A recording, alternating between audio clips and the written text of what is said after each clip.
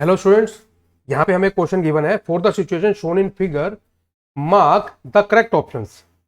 तो correct option mark करने से पहले हम डायग्राम में क्लियर है, बहुत सिंपल सा डायग्राम है। एक सरफेस पे एक ब्लॉक रखा हुआ है जिसका कोफिशिएंट ऑफ फ्रिक्शन म्यू है। उस पे हॉरिजॉन्टल के साथ एक थीटा एंगल पे एक फोर्स कैपिटल एफ लग रहा है। ये बात तो बिल्कुल क्लियर है। अब ऑप्शन देखते हैं। ऑप्शन ए और बी में एंगल ऑफ फ्रिक्शन और एंगल ऑफ रिपोज की बात की गई है। तो ये ऑलरेडी ऑप्शन ए और बी बिल्कुल करेक्ट है, बट फिर भी जल्दी से देख लेते हैं इनका मीनिंग क्या होता है। देखिए कुछ इस तरीके से होता है कि अगर ब्लॉक आपने रखा हुआ है उस पर इस तरफ फ्रिक्शन एक्ट कर रहा है, इस तरफ नॉर्मल एक्ट कर रहा है, तो नॉर्मल और फ्रिक्शन का जो रिजल्टेंट होगा वो इस तरफ एक्ट करेगा, करेगा नहीं करेगा? रिजल्टेंट ऑफ फ्रिक्शन और नॉर्मल इस तरीके से एक्ट करेगा। इस रिजल्टेंट का जो एंगल होगा नॉर्मल के साथ उसको हम बोलते हैं एंगल ऑफ फ्रिक्शन। और ये जो फ्रिक्शन यहां लग रहा है ये लिमिटिंग वैल्यू लेके चलेंगे हम। बेसिकली जब लिमिटिंग फ्रिक्शन लग रहा होता है, ठीक है ना, तब की बात होती है, तब हम एंगल ऑफ फ्रिक्शन की बात करते हैं।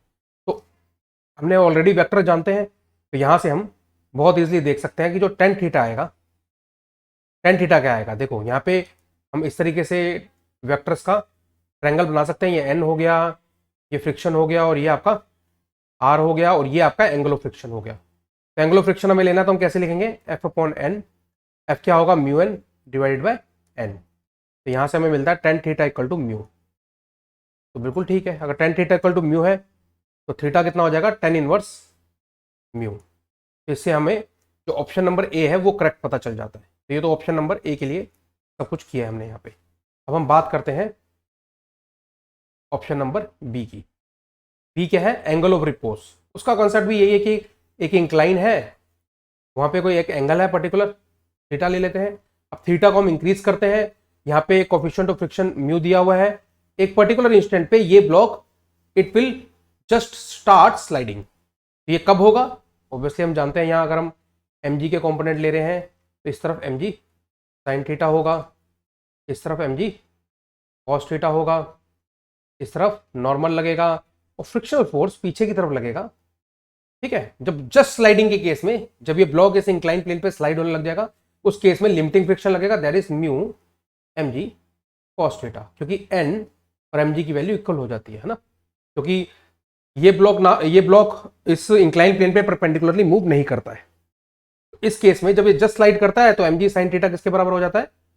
म्यू mg cos थीटा के इक्वल हो जाता है। तो उस केस में जो टेन थीटा आता है वो किसके बराबर आता है? म्यू के। तो ये जो पर्टिकुलर एंगल आया है इसको हम क्या कहते हैं? Angle of repose. तो इससे हमें पता चलता है कि angle of repose is B option में दिया है टेन इनवर्स म्यू। वो हमने सॉल्व भी कर लिया, यहाँ पे उतना ही आ रहा है, तो बिल्कुल ठीक है। चलिए अब आगे बढ़ते हैं। हमने ए और बी सॉल्व कर लिए हैं, अब हम आगे बढ़ते हैं। Theta equal to tan inverse mu है। अच्छा, बात यह है इस डायग्राम की। ये जो डायग्राम आपको दिया है, मैं क्वेश्चन वाला जो डायग्राम है उसी में कर रहा हूं। इस तरफ आपका कितना आ जाएगा? F cos theta. इस तरफ आ जाएगा ऊपर की तरफ उसका कॉम्पोनेंट एफ साइन थीटा। ठीक है, यहाँ पे एक नॉर्मल फोर्स आएगा ऊपर की तरफ, नीचे की तरफ कैपिटल एम जी एक्ट करेगा। तो अगर ये एफ कॉस थीटा के कारण अगर ये मूव करने की कोशिश करता है तो फ्रिक्शन पीछे की तरफ लगने लग जाएगा म्यू एन, है ना। Friction is lesser than equal to, correct कर लेते हैं यहाँ पे थोड़ा सा, फ्रिक्शन इज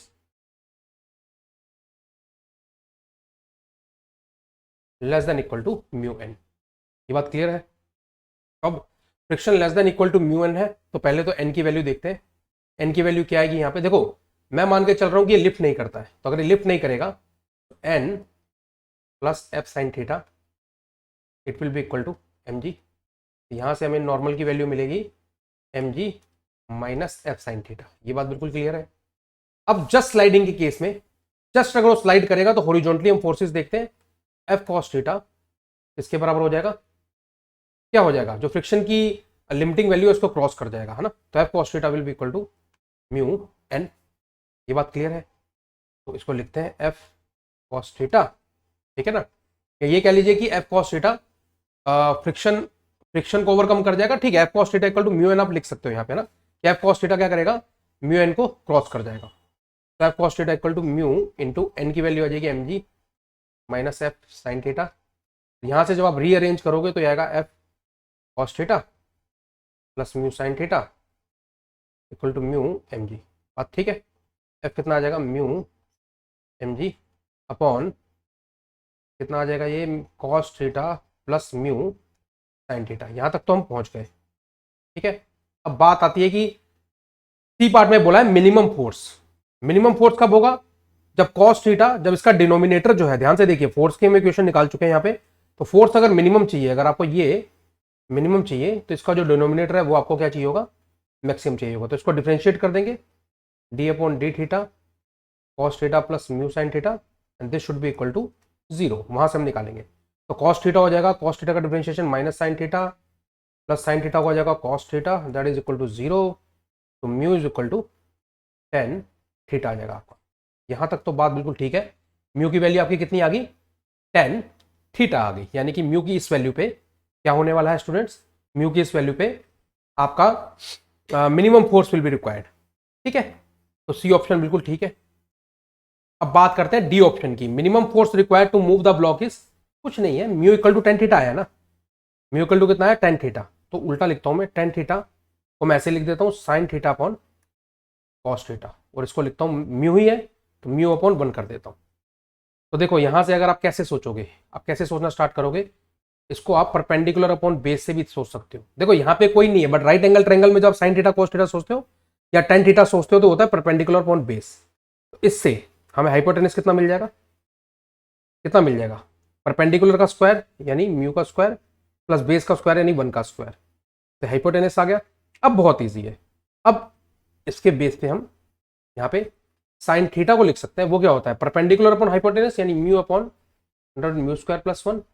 कॉस थीटा को क्या लिख सकते हैं, 1 upon under root mu square plus 1। ये बात बिल्कुल क्लियर है। साइन थीटा कॉस थीटा आ गया, तो यहां से मिनिमम फोर्स की वैल्यू हम निकाल सकते हैं।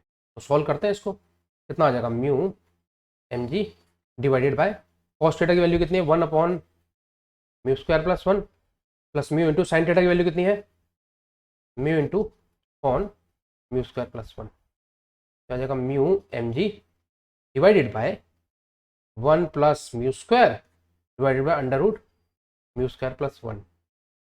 तो ये कैंसिल आउट हो जाएगा इस टर्म से, तो कितना बच जाएगा यहाँ पे, 1 प्लस म्यू स्क्वायर, कितनी वैल्यू आ गई, mu M G divided by under root 1 plus mu square. बात क्लियर है। तो ये आपकी एफ मिनिमम की वैल्यू आई है। तो देखो यही दी हुई है आपको, देखो डी ऑप्शन के अंदर। So option number D is also correct, और we can in short say that all options are correct. यहाँ पे जितने भी ऑप्शंस हैं सारे के सारे करेक्ट है। तो I hope I have answered your question. आपको क्लियर है सारा का सारा concept. Thank you very much.